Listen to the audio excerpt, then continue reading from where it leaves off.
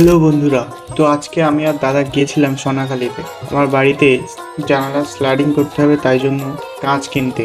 সব মিলিয়ে কত টাকা খরচা হলো, কিভাবে আমরা স্লাইডিং করলাম, তার পুরোটা থাকছে আজকের ভিডিওতে। তো প্রথমেই চলে গেছিলাম আমরা সোনাখালী বাজারে। সেখানে গিয়ে বেশ কিছুক্ষণ কিছু দোকানে ঘোরাঘুরি করার পর একটা দোকানে কাঁচ পছন্দ হলো, সেখান থেকে কিনে নিলাম এই ডিজাইনের কাঁচ।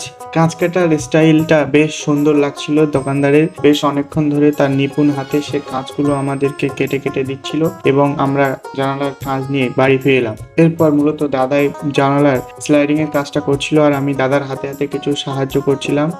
তোমাকে দেখার লুকানো আশায় অঙ্গে গোধূলি ভরা, শুধু বারে বারে ফিরে ফিরে যাওয়া হৃদয়ে নৃত্য। তার পরের দিন জানালার মূল কাজ শুরু হলো। প্রথমেই ফ্রেম তৈরি করে নিয়েছিল দাদা, সেগুলো আমি বসাচ্ছিলাম আর দাদা অন্য জানালার গ্লাসগুলো ফিটিং করছিল আর আমি হাতে হাতে ফ্রেমগুলো সাজিয়ে দেওয়ার চেষ্টা করছিলাম। বেশ কিছুক্ষণ ফ্রেম সাজানো ও কাঁচ লাগানোর পর হঠাৎ দাদা একটা অন্য কাজে চলে গেছিল।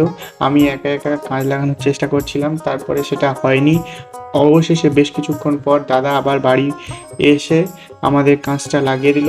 আমাদের মোট প্রায় 4টে জানালায় স্লাইডিং করতে মোট খরচা হয়েছে প্রায় 11,000 টাকার কাছাকাছি, কোনো রকম মজুরি কস্ট বাদ দিয়ে।